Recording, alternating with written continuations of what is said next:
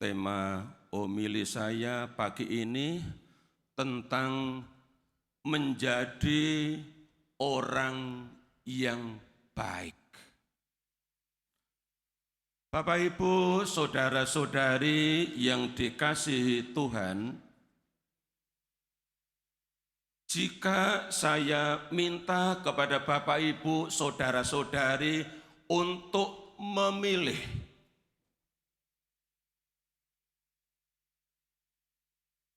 antara menjadi orang yang baik dan menjadi orang yang jahat, Bapak, Ibu, saudara-saudari akan memilih yang mana?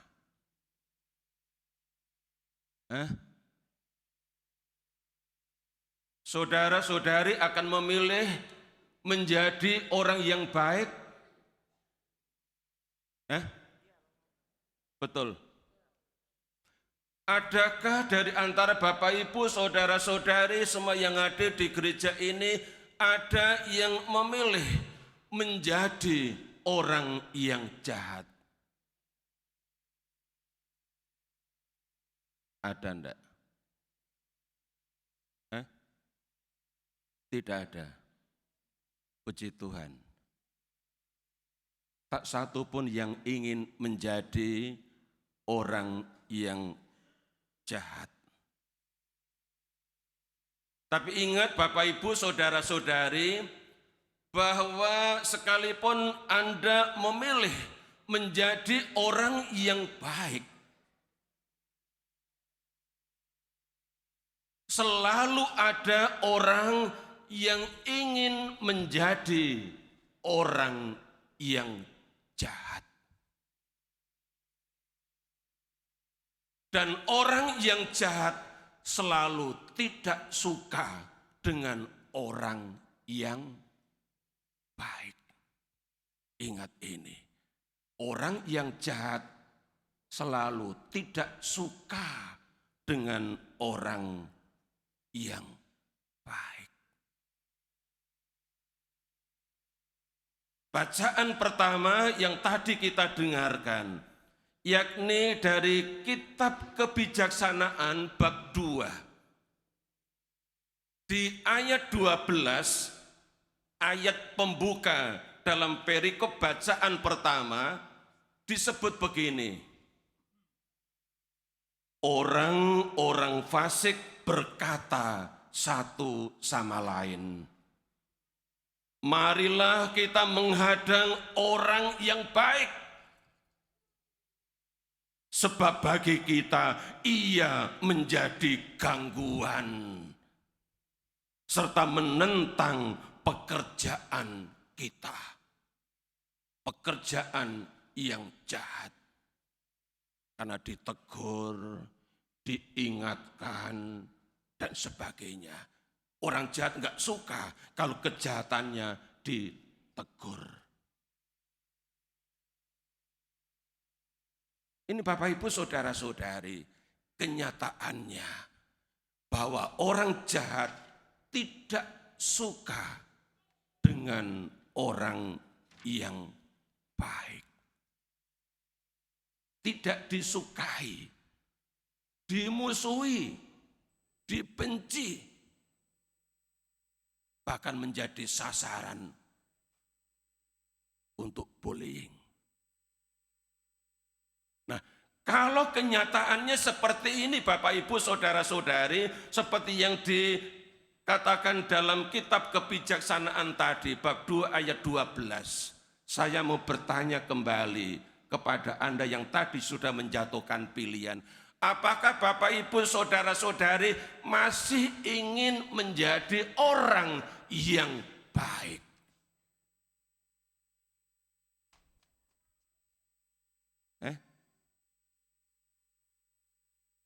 Apakah Bapak, Ibu, saudara-saudari masih ingin menjadi orang yang baik? Masih. Puji Tuhan. Itu berarti saudara berani menghadapi resiko. Resiko menjadi orang yang baik. dan menjadi orang baik selalu dihadapkan pada banyak resiko, pada banyak tantangan, dan semua itu menguji apakah kita mau benar-benar menjadi orang yang baik.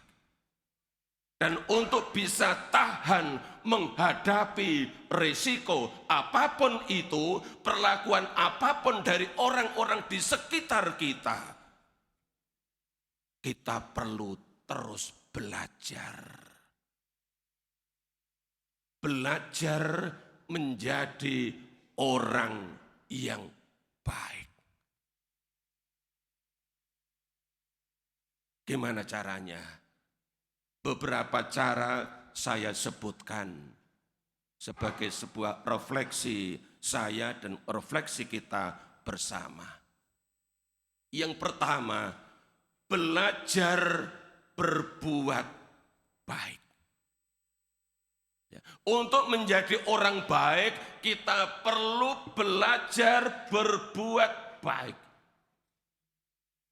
Dan Tuhan sendiri yang bilang lewat mulut Nabi Yesaya dalam kitab Nabi Yesaya bab 1 ayat 17, Tuhan berkata, berhentilah berbuat jahat, belajarlah berbuat baik. Ini yang diminta oleh Tuhan. Untuk menjadi orang yang baik perlu belajar berbuat baik. Contoh berbuat baik itu misalnya berbagi. Saya lihat di kiri kanan pintu depan samping itu ada keranjang bertuliskan jimpitan beras. Ada banyak umat yang menaruh kantong beras di situ.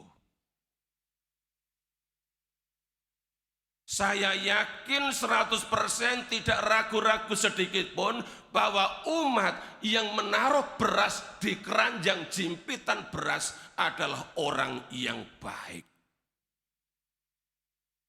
Umat yang baik. Dan itu saya lihat sebagai orang-orang yang belajar berbuat baik. Yang ingat, besok minggu ketiga dalam bulan, itu hari Minggu jimpitan beras. Aku akan datang ke gereja bawa sekantong beras. Salah satu contoh berbuat baik. Perlu belajar, berlatih, mulai dari hal-hal kecil. Dan itu yang Tuhan minta. Belajar berbuat baik. Yang kedua, untuk menjadi orang yang baik, kita juga perlu belajar omong.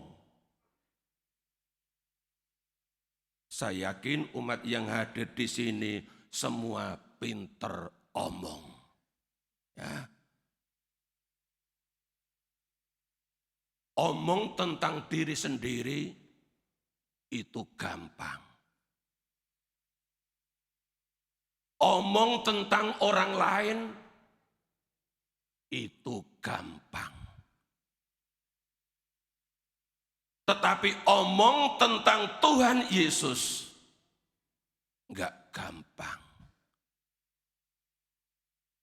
Omong tentang Yesus yang saudara imani. Omong tentang Yesus yang saudara cintai. Omong tentang Yesus yang menolong saudara. Omong tentang Yesus yang menyelamatkan saudara. Omong tentang Yesus yang menyembuhkan saudara. Itu tidak gampang. Perlu latihan. Perlu belajar. Di mana belajarnya? Kita bisa belajar di banyak tempat. Di gereja Katolik, di paroki Meruya juga ada banyak tempat, ada banyak sarana untuk belajar omong tentang Yesus. Memberi kesaksian tentang Yesus. Mewartakan tentang Yesus secara informal, tidak harus lewat mimbar ini. Tapi bisa dilakukan sambil makan siang bersama, sambil makan malam bersama, dilakukan ketika sedang dalam perjalanan pulang dari mana atau mau kemana. Itulah yang diajarkan di kursus evangelisasi pribadi. Di situ para partisipan diajar, dilatih untuk omong tentang Yesus yang dialami, yang diketahui, yang dimengerti, yang dikenal, yang dicintai, yang dialami. Diseringkan kepada yang lain.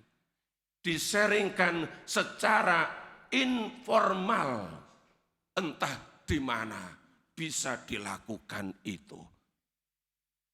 Maka kepada umat yang belum pernah ikut KEP, kursus evangelisasi pribadi, saya memberikan rekomendasi, mensupport Anda, menghimbau Anda untuk ikut KEP. Kalau ada pengumuman, perhatikan pengumuman itu, segera daftar. Jangan tunda-tunda. Ya.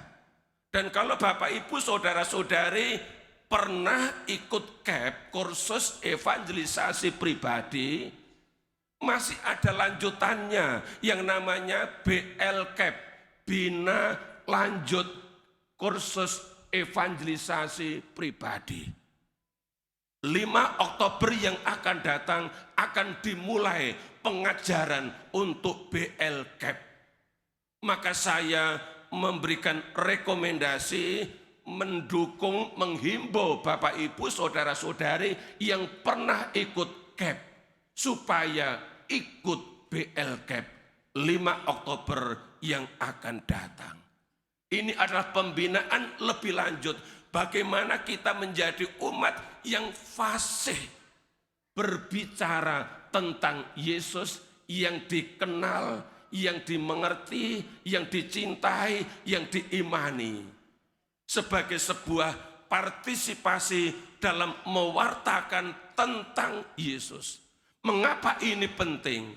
Karena para Bapak Konsili Vatikan II dalam konstitusi tentang kegiatan misioner gereja Ad Gentes, di artikel kedua dikatakan bahwa setiap orang Kristiani pada hakikatnya berciri misioner. Masing-masing karena pembaptisan diteguhkan oleh Krisma, diutus untuk mewartakan tentang Yesus. Dan ini dilakukan bisa secara formal, bisa secara informal. Dan KEP serta BLKEP salah satu atau salah dua cara untuk belajar membekali diri supaya bisa mengambil bagian dalam karya perutusan Yesus. Omong tentang Yesus, itulah yang disebut dengan pewartaan. Yang ketiga, belajar melayani. Untuk ambil bagian dalam karya pelayanan, kita perlu belajar. Dalam Injil tadi, Yesus katakan begini, jika seseorang ingin menjadi yang pertama, hendaklah ia menjadi yang terakhir dari semuanya dan menjadi pelayan dari semuanya. Ini yang dikatakan oleh Yesus hari ini. Markus bab 9 ayat 35. Sekali lagi saya kutip, jika seseorang ingin menjadi yang pertama, hendaklah ia menjadi yang terakhir dari semuanya dan menjadi pelayan dari semuanya. Bukan hanya menjadi pelayan dari beberapa orang, dari segelintir orang, tidak, tetapi menjadi pelayan dari semuanya. Saya ambilkan contoh, misalnya petugas talak, petugas tata laksana, yang di paroki kita dikenal dengan petugas tatib, tata tertib atau aser, yang tugasnya adalah mengatur umat, memandu umat, membantu umat supaya tertib dalam mengikuti perayaan Ekaristi. Dipersilakan duduk di mana atau dicarikan tempat duduk di mana. Maka para tatib itu biasanya datangnya jauh lebih awal. Kadang ada yang 1 jam sebelum misa dimulai, mereka sudah kumpul di belakang sana untuk mendapatkan briefing, bagaimana melayani umat yang datang, siapa, di mana, bagaimana, dan lain sebagainya. Petugas tatib harus pakai apa, harus seragam, dan sebagainya. Kadang terkesan ngerepotin. Jadi tatib saja harus begini, harus begitu, harus begini, harus begitu. Tapi itulah salah satu bentuk pelayanan. Pelayan sejati selalu ingin direpotin. Pelayan sejati selalu ingin direpotin dan mau repot. Diumpamakan oleh Yesus seperti seorang yang menyambut seorang anak kecil. Tentang hal ini bisa tanyakan ke ibu-ibu yang masih punya anak kecil. Mereka harus menyediakan banyak waktu untuk anak kecil. Memperhatikan mereka ada di mana, ngapain, dan sebagainya. Pelayan sejati seperti itu. Mau meluangkan banyak waktu untuk orang lain. Mau direpotin. Dan untuk menjadi orang-orang seperti ini perlu belajar. Tanpa belajar orang tidak akan berani berkorban. Berkorban tenaga, berkorban waktu, berkorban pikiran, berkorban materi, dan lain sebagainya. Perlu belajar terus-menerus. Di sebelah kanan saya dekat KOR, itu ada anak-anak muda yang dalam 2 hari ini mereka belajar bersama. Belajar bersama bagaimana kelak menjadi suami istri Katolik yang baik. Maka dalam 2 hari penuh ini mereka belajar bersama. Mereka diberi banyak materi untuk refleksi, untuk mengenal pasangannya. Supaya dengan saling mengenal bisa semakin saling mencintai. Dan dengan saling mencintai bisa semakin total dalam melayani.